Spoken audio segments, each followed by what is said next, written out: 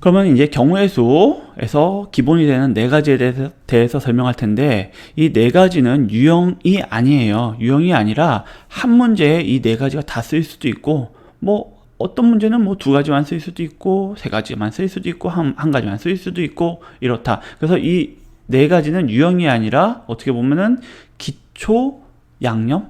네. 어떤 음식 만들 때 기본적으로 들어가는 거 있잖아요. 소금, 고추장, 뭐 아니면 뭐 뭐랄까 간장이나 하여튼 이런 기본 양념이라고 생각하시면 될 거예요. 그래서 요것들을 적절하게 조합해서 문제들을 풀어나가면 되겠구나 라고 생각하면 될 거예요. 그럼 일단 첫 번째 핵심, 합의 법칙, 곱의 법칙을 구분하는 기준이 무엇일까? 일단은 동등성, 영향, 패턴 반복이라고 써놨는데, 이게 그냥 비슷한 얘기들이에요. 다. 그러니까 다른 얘기를 하는 게 아니라 같은 얘기의 다른 표현일 뿐이다 라는 얘기. 그럼 예를 들어서 한번 얘기할게요. 첫 번째는 A라는 사건이 일어났어요. 그때 A라는 사건이 일어나면 그 다음에 일어날 수 있는 경우가 세 가지, B라는 사건이 일어났고 그 다음에 일어나는 경우도 세 가지 라고 한다면은, 이 경우의 수는 A가 일어날 때, B가 일어날 때, 그 다음에 일어난 사건들이 동등하죠.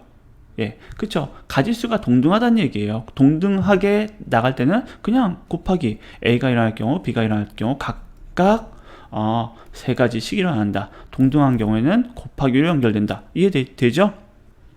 그러면은 동등하지 않은 경우는 뭐냐? 이번에는 D라는 게 있는데, A, B, C라는 게 있는데, C라는 사건이 일어나고 그 다음에 일어나는 경우는 네 가지라고 생각합시다. 그러면은 이때는 3 곱하기 할 수 없죠. 3 곱하기 3 이렇게 나갈 수 없잖아요. 그때는 어떻게 하느냐? A, B가 일어났을 때는 동등하니까는 그때 곱하기 3 해주면 되는 거고, C가 일어나는 경우는 네 가지 경우가 있으니까는 곱하기 4 이렇게 나가게 되죠. 그래서 덧셈이 나오게 되는 거예요. 동등하지 않은 경우에는 뭐가 나온다? 덧셈이 나오게 된다. 동등한 경우 곱셈, 동등하지 않은 경우 덧셈. 이게 포인트다 라고 생각하면 될 거예요. 연속한다라는 표현 물론 많이 쓰이지만, 이거 문제 풀다 보면 연속하지 않아? 이 기준으로 생각하기가 힘들 때가 되게 많은데, 이 동등성을 기준으로 하면은 대부분 맞아 떨어질 거예요. 그리고 동등성 가지고 부족한 얘기는 이제 나머지 두 가지로 얘기할게요. 패턴 반복. 이거는 사실 동등성이나 진짜 그냥 거의 90% 똑같은 얘기인데, A가 일어났을 때 패턴, B가 일어났을 때 그 다음에 일어나는 패턴이 같다. 그러면은 당연히 곱하기로 가는 거죠. C가 일어날 때 패턴 다르다. 더하기로 가는 거죠. 그쵸? 동등성, 패턴 반복, 어떻게 보면 같은 표현인데, 여러분의 동등성만 얘기하면 좀 이해를 못할 것 같아서 패턴 반복이라는 표현을 하나 더 쓴 거예요. 그 다음에 영향이라는 얘기는, 앞에 일어난 일이 뒤에 일어난 일에 영향을 안 주는 경우에는 곱하기로 된다. 이렇게 생각하면 될 거예요. 그러면은 무슨 얘기냐? 이때는 A가 일어났을 때도 다음에 세 가지 사건이 일어나고, B가 일어났을 때도 세 가지 사건이 일어나죠. 그렇다는 얘기는 첫 번째 A가 일어나든 B가 일어나든 다음 사건에 영향을 미치지 않는다라고 생각할 수도 있는 거예요. 그러니까는 뭘로 간다? 곱하기로 간다. 곱의 법칙으로 간다라고 생각하면 될 거예요. 거꾸로 영향을 미치는 경우, A가 일어나면 세 가지, 뭐 C가 일어나면 네 가지. 그럼 이때는 그쵸? 더 해야 되겠죠. 뭐 앞에 일에 따라서 뒤에 일들이 일어나는 경우가 달라지잖아요. 예, 이럴 때는 덧셈을 이용한다 라고 생각하면 될 거예요. 두 번째는 이제 경우의 수인데, 문제가 나오면은 경우를 나눠서 푸는 거예요. 근데 경우를 나눌 때 제일 중요한 게 뭐냐면은 겹치지도 않고 빠지지도 않게. 뭐라고요? 겹치지도 않고 빠지지도 않게. 이만큼의 경우가 있으면 이걸 딱딱딱 해야 되는데, 이만큼 빠졌다. 그럼 이제 이것 때문에 틀리게 되는 거고, 이만큼이 겹쳤다. 이것 때문에 틀리게 되는 거예요. 겹치지도 않고 빠지지도 않게 경우를 나눠주는 게 되게 중요하고요. 혹시 겹치는 부분이 있다? 그럼 겹치는 부분을 다시 빼주면 되겠죠. 예를 들어서 우리 집합 표현할 때 A 조건, B 조건 할 때 A 또는 B가 일어날 경우 하면은 A가 일어나는 경우의 수 플러스 B가 일어나는 경우 수 빼기 A 교집합 B가 일어나는 경우의 수, 이렇게 하잖아요. 혹시 겹치는 부분이 있으면 겹치는 부분을 빼주면 되죠. 이게 포함 배제의 원리 이렇게 표현하는데 어렵게 얘기하면 하여튼 우리는 겹치지 않고 빠지지 않게 혹시 겹친다? 그러면 그 부분은 어떻게 한다? 다시 빼준다 라고 생각하면 될 거고요.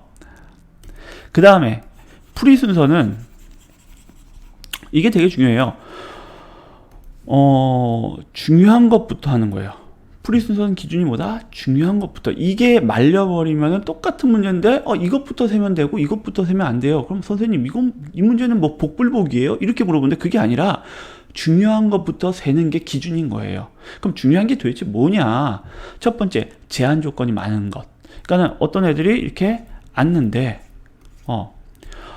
어떤 가족이 앉는데 엄마 아빠 그 다음에 아이 3명이라고 칩시다. 근데 엄마 아빠는 이웃해서 앉는다. 그러면 엄마 아빠의 제한 조건이 다른 가족 구성원의 제한 조건보다 많죠. 조건이 더 많죠. 이웃한다는 조건이 하나 더 붙었으니까. 그럴 경우에는 엄마 아빠부터 생각한다 라고 생각하라고요. 이해돼요? 그 다음에 두 번째는 영향형은 영향을 많이 미치는 놈이 있어요. 그러니까 어떤 사건이 일어날 때 그 놈이 주변에 영향을 미치는 게 많은 경우. 그러니까 대표적으로 이 그림이에요, 사실은. 여기에서 셀 때 여기서부터 셀 수도 있어요. 그러니까 요 그림은 이제 좀 이따가 설명할 텐데 5가지 색깔을 이 5가지 구간에 칠하는 거예요. 단 옆에 있는 색깔은 다른 색깔로 해라 할 때 여기부터 칠할 수도 있고 여기서부터 칠할 수도 있어요. 근데 어느 게 좋냐 한다면은 여기서부터 칠해라. 왜? 얘는 영향을 미치는 곳이 많잖아요. 얘는요 상대적으로 적잖아요. 그쵸? 그러니까는 어디서부터 생각해야 되냐? 제일 많이 영향을 끼치는 것부터 생각하는 게 좋다라고 기준을 잡아주세요. 그러면은 문제 푸는 순서가 굉장히 매끄럽게 되고 괜히 막히지 않을 수도 있어요. 그리고 계산이 좀 더 뭐랄까 생각하기 쉽게 나오고요. 됐죠? 네. 그 다음에 마지막으로 덧셈, 뺄셈, 곱셈, 나눗셈인데 요거는 조금 이 시간에 다 얘기하기는 힘들고 문제를 풀면서 찍어주는 유형 특히 풀면서 이것들이 쓰였다라는 얘기를 할게요. 예, 특히 이 나눗셈은 사실은 경우의 수에서 얘기하는 것보다 수열에서 조금 더 얘기할 거예요. 네. 하여튼 수열에서 나눗셈은 중점적으로 얘기하고 일단은 우리는 경우를 더해가고 많이 더했을 땐 빼주고 그 다음에 우리 곱해 칠 때는 곱해가면 되는 거고 너무 많이 곱했을 때는 오히려 나눠주면 된다.